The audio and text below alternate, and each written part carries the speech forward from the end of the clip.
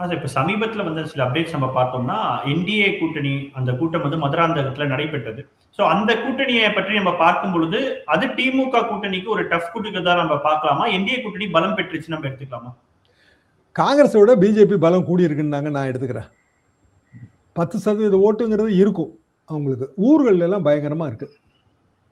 கிராமப்புற பகுதிகளில் டூர் போயிட்டு வரும்போது கண்கூட பார்க்க முடியுது. அப்புறம் ஒரு இந்துத்துவா ஓட்டு வங்கி உருவாயிருக்கு. அதுல எனக்கெல்லாம் வருத்தம் தான். ஆனா உருவாயிருக்கு.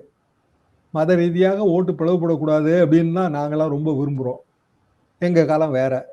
இப்ப பிளவுபட்டுருக்கு. மத ரீதியான ஓட்டு வங்கி உருவாகி வருது. அதிமுக அதுக்கு துணை போகுதுங்கிறது ரொம்ப வருத்தத்துக்குரிய செய்தி. அப்போ அதிமுக ஓட்டு வங்கி, திமுக ஓட்டு வங்கி 2 இடையில கொஞ்சம் தான் டிஃபரன்ஸ் இருக்கும். சில ஏரியாக்கள் அதிமுக கூட இருக்கும். ஆனா காங்கிரஸ் ஓட்டு வங்கிக்கும் பிஜேபி ஓட்டு வங்கி இடையில பெரிய டிஃபரன்ஸ் இருக்கு.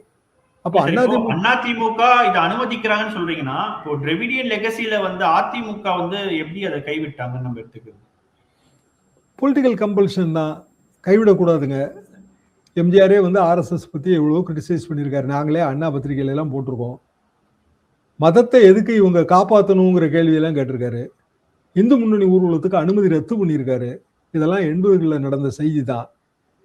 அதிமுக அதெல்லாம் கைவிட்டுருச்சு.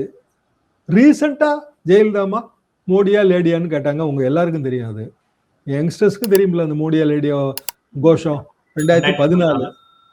2016 கூட்டணியும் வேண்டாம் ஒன்றும் வேண்டாம்னு சொல்லி எவன் நின்னாலும் ரெட்டையில நின்னுங்கன்னாங்க. அப்பேற்பட்ட ஜெயலலிதா இருந்தது தான். 2019 இவங்க பிளேட்டை மாத்திட்டாங்க. அப்போ வருத்தம் தான். ஒரு பெரிய டிராவிடியன் பார்ட்டி அது இந்த மாதிரியான ஒரு தியரிக்கு போகுது, துணை போகுதுங்கிறது வருத்தத்துக்குரிய விஷயம். இப்போது புதிய அறிமுகம் ஆச்சி ஹோட்டல் சாம்பார் 50 கிராம் ரூபாய் 20 மட்டுமே.